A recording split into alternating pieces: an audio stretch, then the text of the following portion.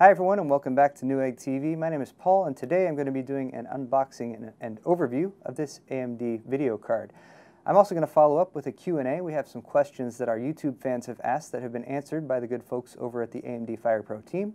But for starters, let's go ahead with the unboxing. This is the AMD FirePro V3900 Professional Workstation Graphics Card. So we'll take a closer look at the box for starters, just for some product specifications. If you're not familiar with workstation graphics cards, they are a little bit different from your typical gaming graphics card, and they are suited for a specific purpose.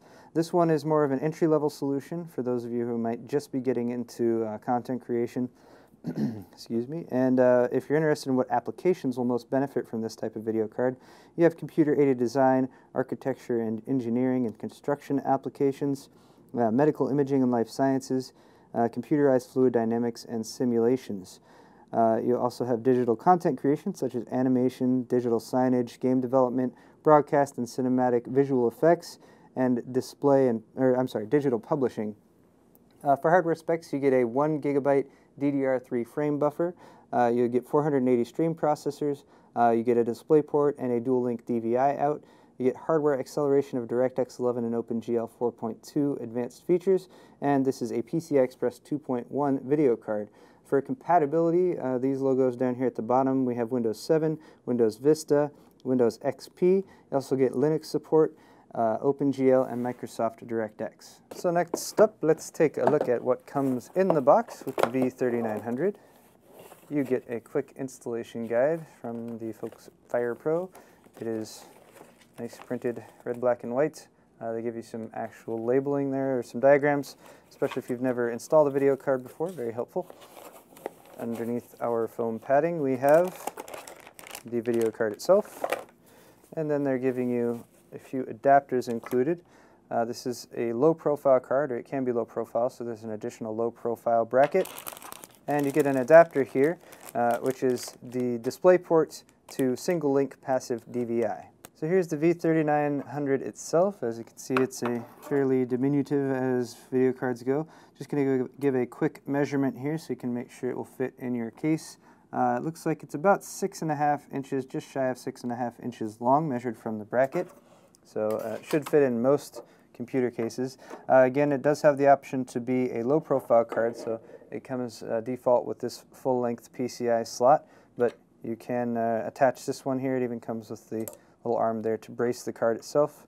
You can attach that like that, and then that will give you, wait, is that right? Yeah, that's right. You can attach that just like that, and that will allow you to install this in a low-profile system that has low-profile height requirements. Here on the top, they have a cooling solution. It is an active cooling solution. Got a fan there in the middle that will help dissipate the heat generated by the video card. There's no additional power requirements for this. It will get all the power needed from the 75 watts available via the PCI Express slot. Here on the back, you can see the PCB. It is red. The cooling solution is held on with Phillips head spring-loaded screws, so you can remove that if you are interested in cleaning the card or anything like that after it's been in use for a while. Then finally here on the other end, we can see the video outputs. You get a DisplayPort out. That's DisplayPort 1.2 compatible. So if you have the proper hardware, which is DisplayPort 1.2 monitors or DisplayPort 1.2 hubs, you can actually support up to 5 monitors from the single graphics card. You also get a dual-link DVI out. And if you don't have a DisplayPort compatible monitor, you can use that adapter to give you 2 DVI outs for using just 2 monitors. We've done a few videos so far on video cards from the AMD FirePro line, and whenever we post them we always get a lot of questions, especially from folks who might be more used to seeing gaming graphics cards out there. So we collected a few of those questions, we sent them over to some of our friends at the AMD FirePro team, and they have replied with some answers. So if you guys will bear with me, I'm just going to read off some of these questions here as well as the answers provided by the FirePro team.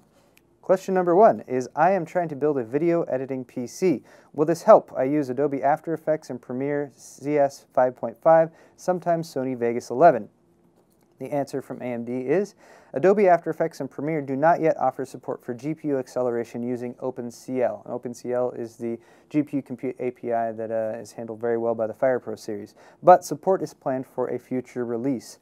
However, Sony Vegas 11 is now GPU accelerated using OpenCL with significant performance gains over Sony Vegas 10. So a very good option right now if you want to go with FirePro and Sony Vegas 11.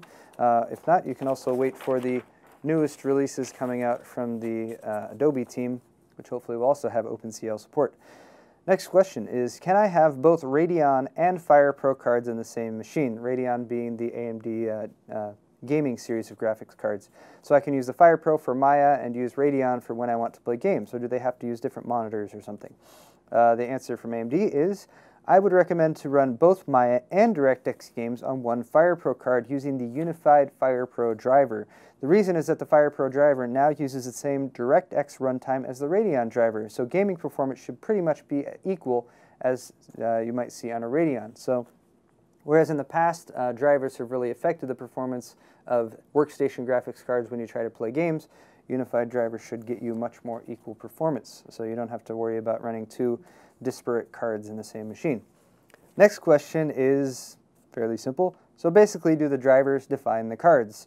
And the answer they've provided here is fairly long. I'm not going to read the whole thing, but essentially, there's a market need, and the market need for folks at home who might be building a gaming PC is for content playback.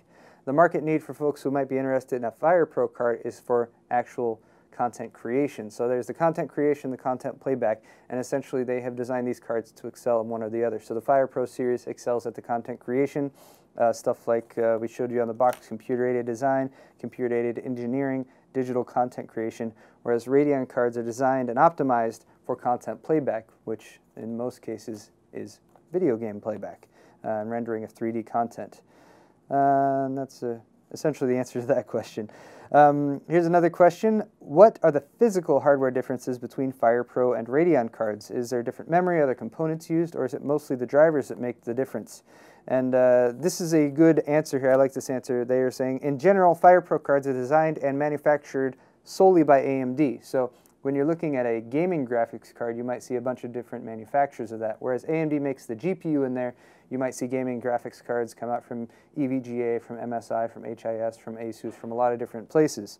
AMD actually creates these cards, and they're manufactured to meet reliability, stability, and longevity requirements of the business-critical design environments. If you're playing a game, no offense to gamers out there, but it might not be quite as serious as if you're using this on a day-to-day basis to get your work done, because you got to have that paycheck coming in and you got to have the reliability of a reliable video card. So they're using higher quality components in this as compared to what might be required from a Radeon card. Radeon cards also manufactured by third parties to focus on delivering the best possible value, performance per dollar, for the ultimate gaming experience, as opposed to the longevity and the reliability of the components used in the FirePro line. Last question here is, what software titles or independent software vendors has the FirePro team worked with directly that they're very proud of? Are there any titles that the FirePro team would specifically recommend due to their excellent performance and integration with the FirePro hardware and drivers?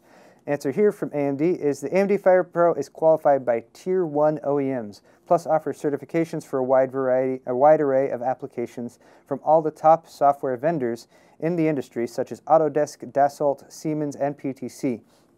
We're seeing dramatic performance boost in a number of applications that take advantage of a new hardware feature called Geometry Boost. That's built into the latest Northern Islands series of FirePro cards. Geometry Boost employs dual graphics engines, which processes two primitives per clock cycle, allowing much faster processing of complex geometry. So there's some Q&A from AMD. If you guys have any further questions or want further clarifications, please feel free to post some additional questions. I'm sure we'll have opportunities in the future to answer those. And that's going to wrap it up for this video. Once again, this has been the AMD FirePro V3900 entry-level workstation graphics card. I'm Paul with Newegg TV, and if you enjoyed today's video, please head over to our Newegg YouTube channel, and don't forget to subscribe for more tech videos. Thanks a lot for watching, and we'll see you next time.